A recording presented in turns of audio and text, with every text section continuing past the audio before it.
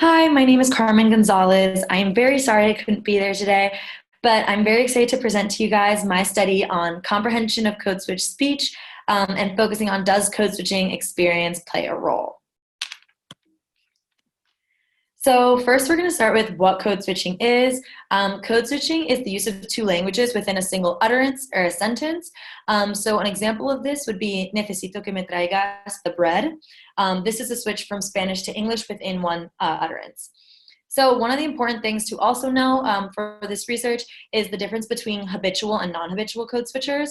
So a habitual code switcher is someone who does it often and who is used to hearing it, while a non-habitual code switcher does not perform these switches often and is not often hearing them. So some background before the study is one thing is that most code switching research so far has been done with single utterance words. So for example, going from apple to banana to naranja. Now, because of the way that code switching actually happens in the natural world when people are speaking between bilinguals, it usually happens within a sentence. So now there is starting to be more research performed on how this is happening in real world situations. So another thing that's important is the Green and Way adaptive control hypothesis. So this hypothesis basically predicts that non-habitual code switchers are going to be less efficient at noticing the code switches because they're not expecting them, unlike the habitual code switchers who are used to doing it in their day-to-day. So this is really relevant to my study because even though I'm focusing on the code switches between only non-habitual code switchers and whether they are going from their dominant to weaker language is harder or vice versa. The plan is in the future to also test habitual code switchers with the same study and see if there is a difference or anything is enhanced in them. So the goal of my research project was to gain further understanding of how bilinguals are managing their two languages, their dominant and their weaker one.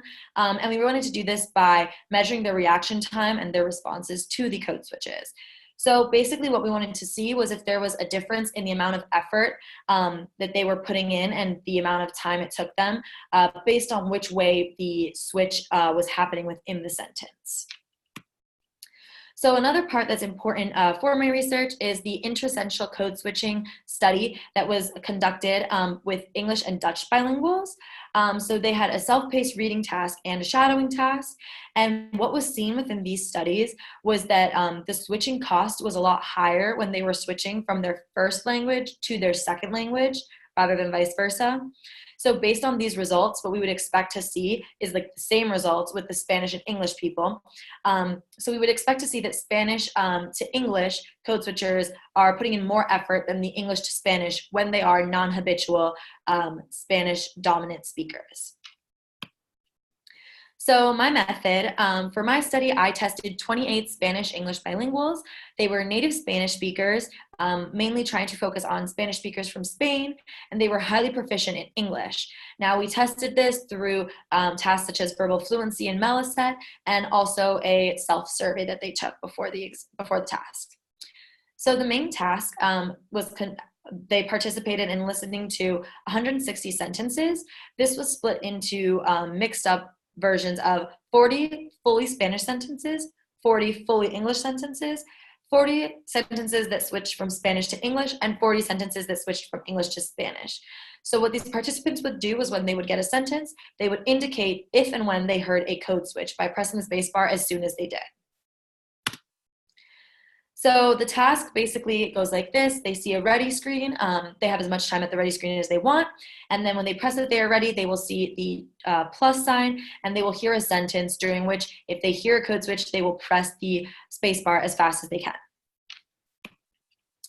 So based off of our preliminary findings, we see that non-habitual code switchers detect switches from their second language to their primary language faster and more accurately than from their first language to their second language. Now, this shows that there's a strong dominance in Spanish, and it allows them to easily activate that language because it is their dominant language. And it also shows that they might not be expecting a switch when they're encountering their first language, so that makes it harder for them to activate their second language because they're expecting to stay in their first language. So what does this mean for habitual code switchers?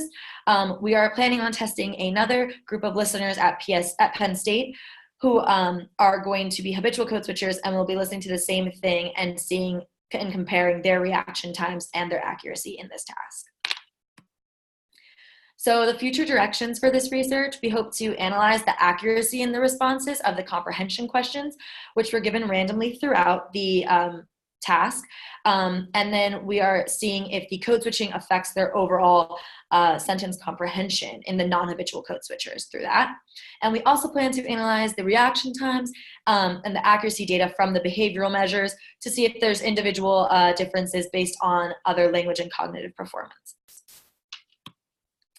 So to speak a little bit on my PIRE experience, I had an amazing experience working in Dr. Teresa Bajo's lab in Granada, Spain. The facility was beautiful. Everyone who worked there was very, very kind, and attending the weekly meetings was an amazing experience. I got to learn a lot about the research that they were doing. They got to learn about mine, and it was just a great experience overall to see how another lab worked in a different country.